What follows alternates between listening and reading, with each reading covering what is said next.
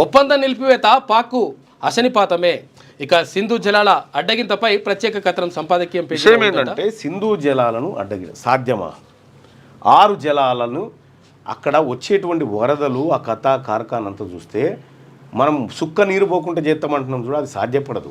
ఖచ్చితంగా వరదలు వస్తుంది, ఖచ్చితంగా విడుదల చేయాల్సిందే వరదల సమయంలో. ఇది మనల్ని ఏదో తాత్కాలికంగా మనం ఉపశమనం పొందడానికి పనికి వచ్చేటువంటి ముచ్చట తప్ప ఇది వాస్తవాన్ని పరిశీలించినప్పుడు ఆపేటువంటి పరిస్థితులు ఉంటాయా అంటే అది అంత ఈజీ కాదు. ఇది ఇది ఇది విషయం ఏంటంటే ఇప్పుడు మనం దేశం ఐక్యత గురించి మాట్లాడుకుంటున్నప్పుడు అనాలి కానీ వాస్తవం ఏంటంటే ఇగో నిన్న ఇద్దరు టెర్రరిస్టుల ఇళ్లను పేల్చేసిన భారత్ అంటూ ఒక వార్త. ఆ టెర్రరిస్టుల వాళ్ళ లిస్టు విడుదల చేసి వాళ్ళ ఇళ్లను పేల్చేసిందట భారత్. అయితే విషయం ఏంటంటే ఈ 4 ఎవరైతే వచ్చిర్రో ఈ 4 వాళ్ళని మాత్రం ఇప్పటి వరకు ఇది ఛత్తీస్గఢ్లో 10,000 మంది పోలీసులు వారి కీలక స్థావరాన్ని చుట్టుముట్టారట.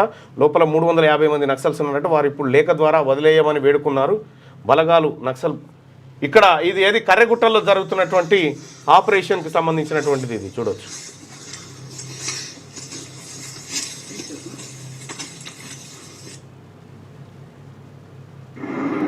ఈ వరదలు వచ్చినప్పుడు దాన్ని కిందికి వదలకపోతే మనకు నష్టం కదా.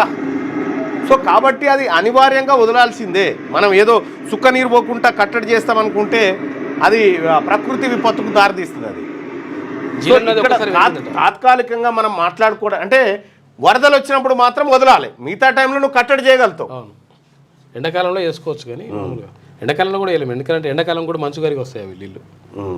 ఇగో భయాందోళనకు ఆక్రమిత కాశ్మీర్లోని ముజాఫరాబాద్ పరిధిలో ప్రవహించే జీలం నది నీటి మట్టం శనివారం మధ్యాహ్నం అనూహ్యంగా పెరగడం తీవ్ర కలకలం రేపింది. తమకు ఎటువంటి ముందస్తు సమాచారం ఇవ్వకుండా భారత్ వైపు నుంచి నీటిని విడుదల చేశారని, ఇది ఉద్దేశపూర్వకంగా నీటిని విడుదల చేయాల్సింది, ఇంకొక ఆప్షన్ లేదాడా?